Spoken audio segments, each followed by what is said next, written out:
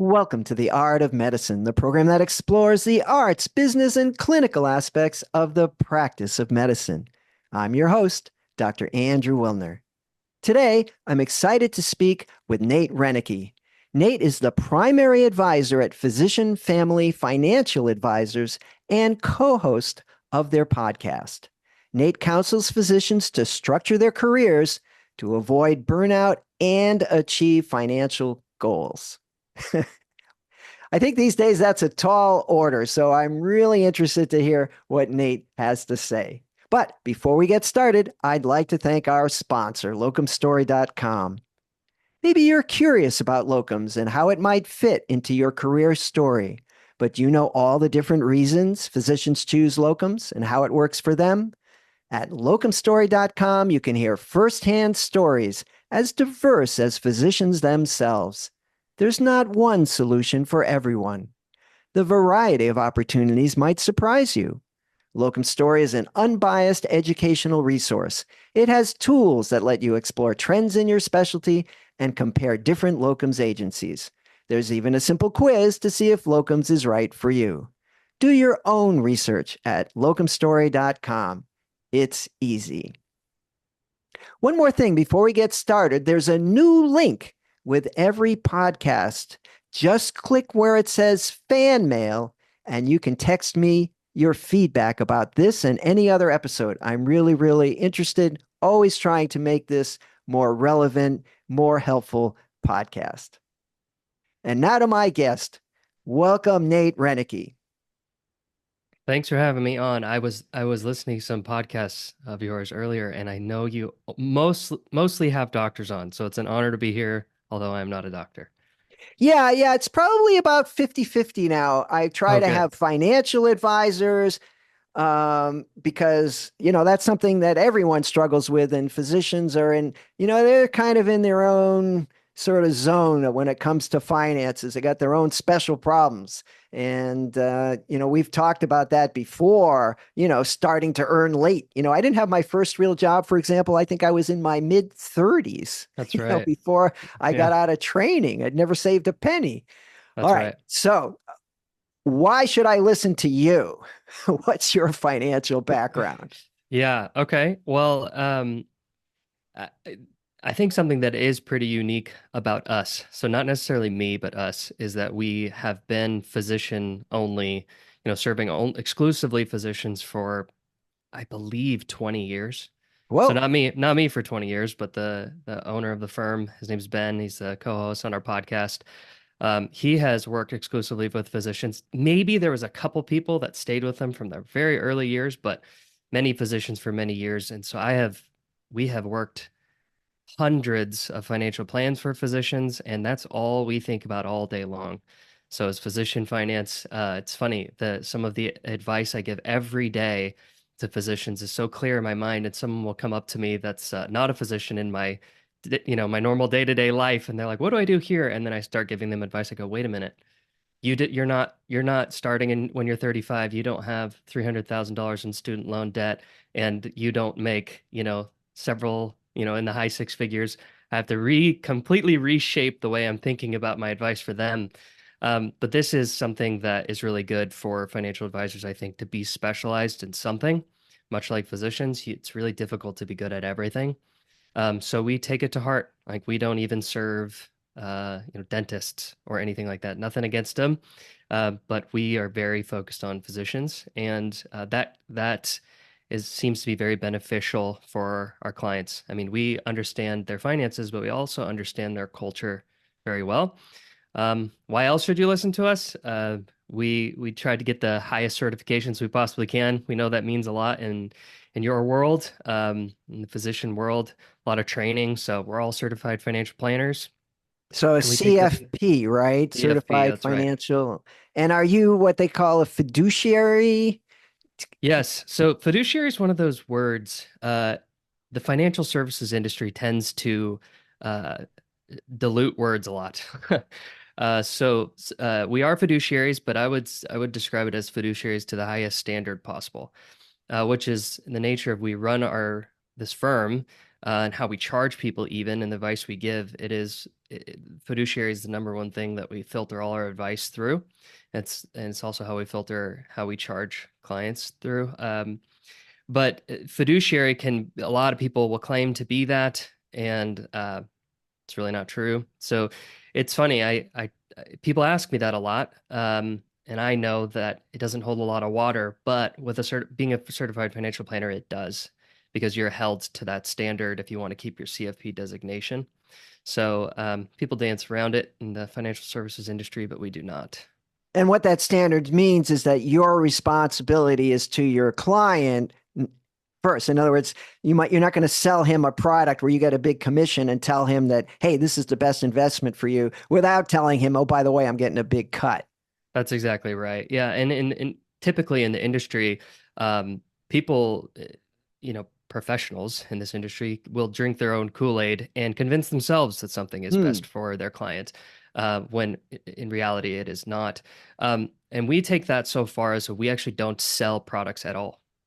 We don't make commissions. We don't charge assets under management fees. We charge a monthly subscription fee and do all financial planning and all investing for that flat subscription fee. So if we refer you to a life insurance agent, we don't get a cut. And the life insurance agent that we refer you to, because we don't get a cut, if they give you any bad advice, they don't get any more referrals. So our number one goal is to make sure that for that flat monthly subscription fee, you get the best advice possible. That is really, our only incentive, our only conflict of interest is that we would like for people to stay clients. That's about it. Now, are you local or do you take physicians from all over the country on Zoom calls like this? Yeah, we're all over the country and have been, gosh, maybe 10 years. Used to be local way back when everyone was only local, but I've been working from home, doing Zoom calls. We meet on Google Meet, but since 2018. So yeah, we clients all over the country. In fact, the majority of our clients are on the East Coast. They are very comfortable with advisors, and it's Mhm. kind of part of their culture there to have professional help in the money world. And also the time zone works. We're in Pacific time, so when I start my day, they're close to lunchtime. Well, I usually put this information at the end, but since we're talking about it, why don't you tell us how people can get in touch with you? Oh, sure. The easiest way is just go to physicianfamily.com. Our podcast is on there. You can get in touch with us on there. And, if you go into our podcast, you can find a way just to ask questions. So we answer questions that we get from, gosh, close to 300 physicians is who we serve. And we take their questions and we blast them out to more than just those 2 ears that I'm talking to. So, yeah, you can get in touch with us or find us physicianfamily.com. You mentioned a podcast. Tell me about that. Yeah, so I have always loved podcasts. I remember when I was listening to podcasts and nobody really knew what they were. And I was listening to radio shows that just cut their radio show up into podcast form. And I just loved it. I thought it was the best thing ever. I thought that would be cool to be a guest on a podcast or something someday. And so when I got to Physician Family, I said, hey, we should do a podcast. And it's a big lift, as you know, especially a big lift to make it really consistent and make it quality. So a few years later, I think our podcast has been 3 years running. So a couple years later, we finally decided to do it. And it was just Ben and I for a while. Actually, we did have a couple guests in the very beginning. We thought these people will never say yes, and somehow they said yes. So of course we took them, and it's kind of like heroes of ours. One wrote a book called Parenting with Love and Logic, and it's like a book that everybody on the firm reads because we're all parents, and we take that very seriously. Physician family, like we love to serve families because one, kids make your finances more complex, but two, it really seems that people's heart is in the right place. More kids you have, probably the more your heart's in the right place in life, I would say. So we, interviewed a few people, but then we kind of shifted to just Ben and I for a while. Um, And that was mainly just because it was difficult to manage getting a bunch of guests. I'm sure you have troubles with that.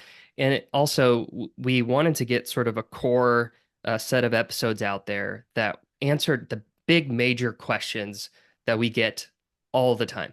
So we would do these sort of longer form answering one singular question and deep diving into those questions. We did that for about a year and a half. And then we realized we're just getting the same questions a lot because, new clients, they have the same questions. And even old clients need to be reminded of the same thing. We thought, it'd be cool if we could answer more than one question per episode. So for about maybe not that long, maybe 6 months, we just answer several questions an episode, just Ben and I. But we are trying to get guests now. So we're doing it once a week and we're hoping that every other week we can have a guest. Well, I mean, like maybe the chairman of the Federal Reserve, Yeah. somebody like that.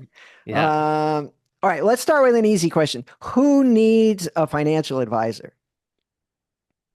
Oh, that's a really good question. I hope I surprise you with my answer because the answer is not every physician. It's just not. Um, financial. So there's sort of two aspects to this. There's the investing side, and then there's the planning side. The investing side, honestly, if you have an interest in this and you could dedicate an hour a week to just researching investing and you had the right resources, which honestly, doctors do have a great resource. In this world, products, people, businesses created in the financial services industry, they start from solving a problem. And just like almost every business, right? But um, the problem physicians have with their finances, kind of the vultures surrounded them for Hmm. years. Okay. They have a target on their back. They are very, very focused and dedicated to their work. And if they have any extra time, that's probably spent on their family. And so they're not really all usually or historically, they wouldn't be really all that engaged within their money. And so financial advisors come out and they charge them exorbitant fees to give them advice about that. And what spawned out of that is, when the internet age is a ton of people trying to save them, and that's actually partially why this firm was started. So there are tons of resources online for physicians to read. The hard part is finding the right one. There's a lot of resources online that are just looking for views, just like anything online. And the wilder the advice, the more views you get. So Hmm. finding the right resource is important. But once you found it, honestly, if you have the time and energy, I believe physicians are certainly smart enough to develop the expertise. It just takes some dedication. So if you are that person, you're okay. Like you could do this. You could probably pay someone for a couple hours of advice to make sure you're not going down some crazy path with your finances, but you could probably nail it with your investments. On the planning side, however, I don't believe there are great resources for planning. And that what I mean by planning is, every family that comes through our doors, they get at least two plans.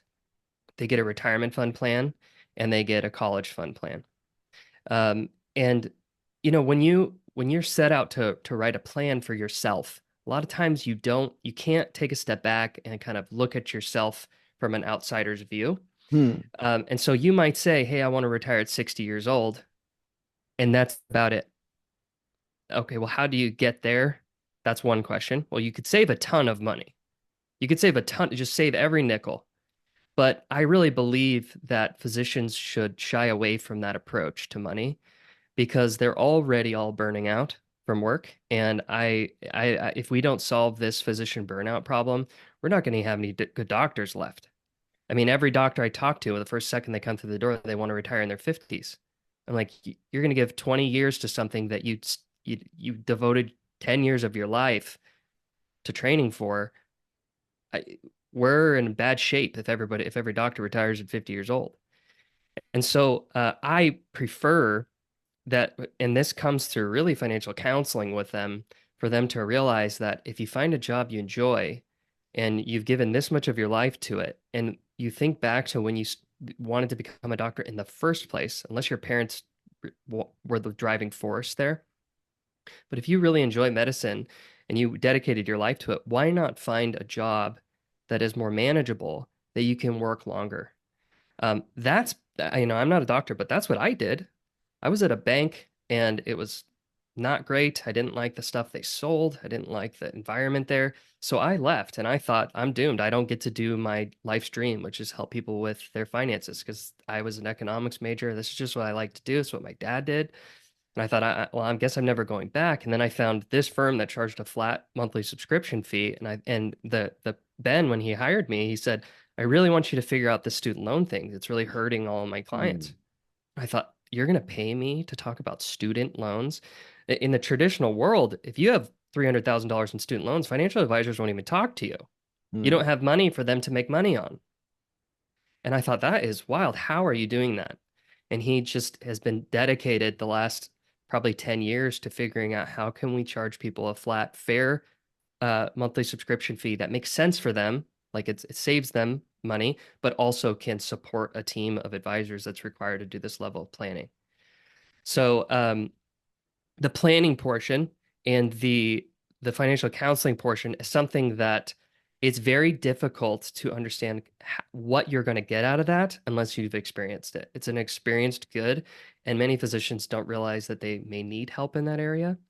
But let's say you're perfectly happy with your work schedule, you love your job, you have plenty of time with your kids, you're not trying to find a way to balance resources between now and later. That is not something you need help with, and you just need investment stuff. Well, if you're interested in it, honestly, you don't need a financial advisor. You could buy index funds, save a bunch of money, and you will be fine. Who needs us? People who aren't interested in this. That's a big thing. I mean, there's a lot of money on the table to with investments, with taxes, and there's a lot of life on the table. So if you need help with a plan and you need someone to counsel you through these big decisions in life, like how much do I work? How much do I need to make? Can I take this job that sounds a lot better where I get to spend more time with my children, but I'm going to make $100,000 less per year? That's what a plan gives you. Determining how to pay for college when the price of college has gone up by almost 7% per year for decades. How are we going to do that in the most tax efficient way possible? That's what a plan gets you. And then if you have no interest in how to save on tax, you don't keep up with the tax code, you don't investments make your eyes glaze over. Of course, you need a financial advisor, um, especially with how much money physicians earn. Um, to the outside world, it seems like if you make three, four, $500,000, that you are rich. Well, I can tell you, I work with physicians every single day that make three, four, $500,000, and they're not swimming in the money. It's a marathon, and making some good tax decisions and some investment decisions with a long, view of your goal. Uh, that's what gets you there. It's a marathon and is not a sprint, despite what the rest of the country thinks about physicians and their income. So I guess putting it together, one of your anti-burnout recommendations would be instead of working harder and saving more so you can get out early, Hmm. there's that fire Yes. retirement early movement.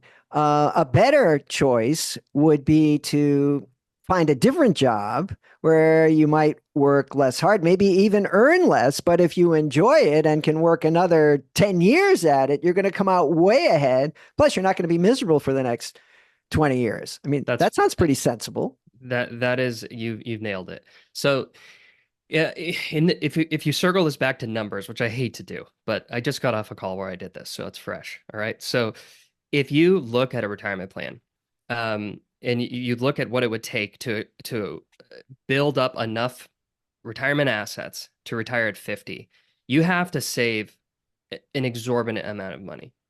And the reason you do is that our system is not set up for you to retire in your 50s. You don't get Social Security. You don't get any of the benefits that you get in your mid 60s that help Medicare. you, Medicare, all of that. You don't get any of it. So it's on you. You have to have millions of dollars in a taxable account that you didn't get a ton of benefit putting the money in. You get some tax benefit taking it out. Um, so you'd have to save so much cash to retire for an extra, let's say, 10 years. Versus, and by the way, most people who do this, they despise their job while they're doing it. They're running from their job. What a miserable life to 50 years old. Like I couldn't do it. I took less. I gave up the dream of making financial advisor money. I did all that myself before I even thought I was going to work here. I was like, this is miserable. Never see your kids so that right when they leave the house, you're retired. It makes no sense. Um, and then even people who want to retire in their mid, 55 and they kind of like their job, I don't see them do it. They don't do it. They show up at 55 years old like, okay, it's time. They're like, well, maybe I'll work just a little less. I'm like, so when that happens hundreds of times right before your eyes, you can't help yourself in my position, but to say, hey, look, let's just cut to the chase. This isn't happening. You're not going to retire at 55. You like your job. I don't know why you want this goal. And the reason you say that isn't so that they just save less and they're less financially secure. It's so that they can have a perspective that they can enjoy some life now.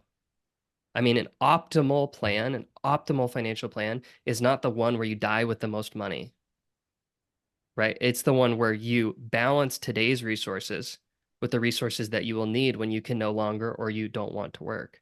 A much better plan would be for someone to say, I want to be prepared to be financially independent, maybe in my early 60s, but I also want to work part-time from 60 to 65. And a physician who does that, it is difficult to not be able to do that with the right, like very simple strategy. It's really not that difficult. You don't have to do crazy investments. You don't have to build a real estate empire. You don't have to do anything. You just need to be smart with your taxes, take a long-term approach to investing, and know that you're going to need to scale back over time and be prepared to do that. And so once the kids are out of the house, like what do you spend $500,000 on? Unless you just keep upgrading in house. But I've seen people cut back and all of a sudden they make 250 and they're like, oh, this isn't that bad. This is plenty of money. How about locum tenens? Have you seen that as a way that some physicians have avoided this sort of doomsday job scenario where they've working part-time or just even full-time locums instead of their previous job? Have you run into that? I have seen that. It takes a special person to sign up for that. And by special, I mean for whatever reason, feels like there's less security, but if you've never done it, feels like that. But I've seen it, and I know they'll be totally fine, but they're just used to a steady paycheck that's exactly the same every month. So if you're considering that, like the listeners are either in locums or, by the way, do you have some community where your listeners talk to each other? That is a really interesting question because, and there's some history there because we've tried to sort of approach that. And it turns out that locum tenens physicians are very heterogeneous. Okay. You've got out of, residency guys who are looking for their permanent job and working, until then. And you've got guys like me that are sort of on their tail end of their Hmm. careers, and men and women and families and people I that see. want to travel. And so there is not like a local, like there's organizations in medicine for ER medicine and every kind of medicine. There's no locum tenens medicine organization for Right. there is a parent for the staffing companies, but not for individuals. And I think it is a need, and no one's quite figured out how to do that. So Yeah, I think that's sounds a difficult. podcast topic for you. Okay. Well, yeah, it sounds difficult, but the reason I asked is it would be great if there was one because people could kind of talk it through with each other. But I have seen physicians who they get tired of their job or they get tired of politics a lot, paperwork and politics. And so they say, well, there's this option, and they think I'm going to like shoot it down. No, stay with the security. And I've seen it work out lots of times, make plenty of money. And it just requires a little bit more planning. Like Hmm. in my world, if someone tells me that, I think it's great. But the planning opportunities actually are abundant. I mean, you have more opportunities to save more in retirement accounts because you're a 1099 employee. There's also just a little extra planning that comes with taxes. You have to make quarterly payments, and something that can really in the beginning and sometimes forever can hurt locum tenens and workers is they're always nervous about their tax bill. They're terrified of it. And Hmm. so if you don't plan for those payments, like I would get a professional, a CPA that helps you plan for that. And the reason that hurts them is they're piling up cash, like too much cash, because they're terrified of their tax bill. So they're all constantly piling up too much cash. Their emergency fund gets bigger and bigger and bigger. They're no longer comfortable, even if they have $100,000 in cash. And so having a good plan there will allow you to break off what you don't need for tax bills and invest the difference. And a really good, solid financial plan. You have an emergency fund and a tax fund, and then everything else you can safely invest and get a better return than whatever the bank's offering. But I have seen people experience a lot of freedom with this. In fact, I just spoke with a doc who switched to locum tenens, and he asked me if I thought he could take Fridays off, which would mean he would make $100,000 less, and he was way on track for retirement. He loved his job. I said, and he's like, but I would get to spend Fridays with my family. I said, I think that's the best $100,000 you could spend. I mean, he makes plenty of money. And if you know how much is enough, how much is enough? Like these people who it's all about the numbers in their bank account. Like I spoke with a doctor yesterday. He has 6 million bucks and he can't work less than 60 hours a week in his brain. Well, I have to. Like they need me. I'm like, well, would you like to burn out in the next year? Or would you like for them to have part of you for the next 10 years? So And very, very interesting. First, let me just say, if for the audience, if you're new to this program, The Art of Medicine, there are a couple episodes with certified public accountants who do specialize in physicians who do locums. So just hmm scroll down and you find those programs. And there are specific, as you said, you have to pay quarterly taxes, so that requires a little more planning. hmm Health insurance is not going to be covered by your employer. There are very important things to know, but there aren't hundreds of them. There's just right. kind of a few important ones. And you do need a CPA who is familiar with hmm self-employed individuals. But you just touched on something is the perception of how much money is enough.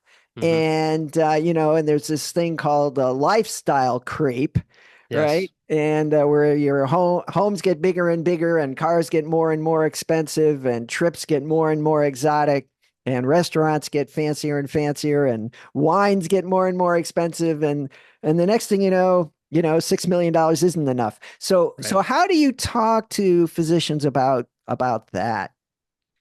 Well, to be honest, the spending is a difficult one and it's very unique to each person. And, the lifestyle creep, people talk about this a lot, and I do believe that it's there. I have clients that they spend entirely too much money. That's just the reality. But I will say that um, a lot of times the lifestyle creep happens with children.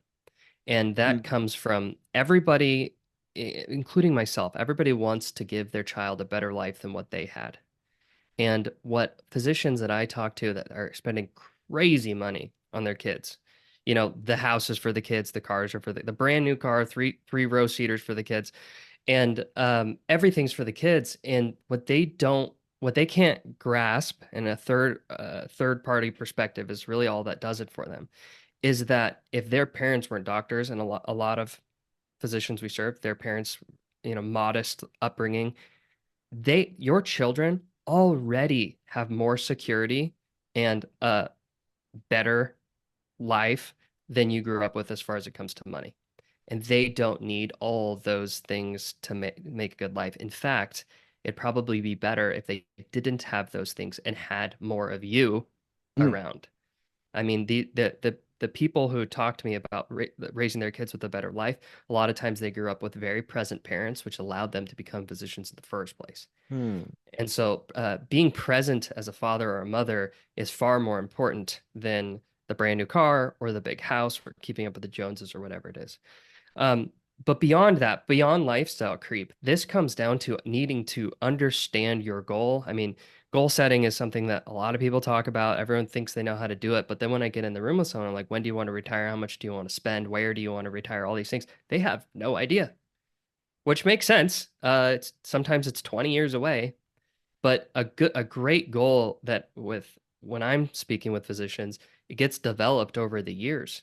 I mean, the first time we have a plan for them, and we say spend $10,000 a month in retirement because student loans are gone and mortgage is gone, and retire at 60 years old, they kind of just throw it out there. It's like, well, I guess that sounds fine. And then the next time we meet with them, every year to review their plan, I'm like, so how does that feel? Do you feel like you spend $10,000 a month? Well, maybe a little more, or maybe a little less. And okay, do you want to retire? Do you still want to retire at 60? It's so far out, I couldn't tell you. Well, do you like your job? I love my job. I love my job. And I'm like, there's no chance you're retiring at 60. Now, it doesn't mean it shouldn't be your goal because maybe health gets in the way and you need to be prepared to retire at 60. But a great plan, a truly a plan that adjusts with you over time, that is what's going to tell you what is enough. Because once you save all the money you need for college retirement, and that wraps in everything, student loans, mortgage, all that, what's left after an emergency fund and vacation fund, you can spend.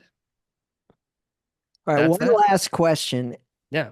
Side gigs. Side Hmm. gigs are very in vogue for physicians, and I think we could actually do a whole episode on those. But my question to you is, have you seen that side gigs are adding a significant amount of money to physicians' income, or are they just kind of a distraction? They're a distraction. That's what I see. And maybe that's different for everybody. There are some people that, take on some side gigs and they make an extra $100,000, but inevitably those people are very driven typically. And so what happens is they do that for a couple of years and then they become a partner in their practice and they no longer have time for side gigs. Honestly, there's a little bit of bias here for me personally because I maybe have fallen into those traps in the past in my younger years, but I have found that if you focus on one thing and you focus all your attention and energy on one way of making money, you can make more money than you'll ever make in a side gig that's distracting you from that one thing. So that's my experience. 200 doctors, 300 doctors is a lot to me. It's not everybody, but I would say focus on the thing that got you here. Very helpful. Nate, this has been a great discussion. Is there anything you'd like to add before we wrap up? There isn't much. I think physicians really take a clear look at if you need a plan, and if you don't, there's plenty of resources online. But one thing I could add is that if you're just not sure if this is for you, you can call us, and I promise you, we will be honest on whether or not you need us or not, or someone else. So that's about it. That's great. Well, Nate Reineke, thanks for joining me on The Art of Medicine. Before we close, I'd like to give another thanks to our sponsor, locumstory.com, a resource where providers can get real, unbiased answers about locum tenens. I'm Dr. Andrew Wilner. See you next time.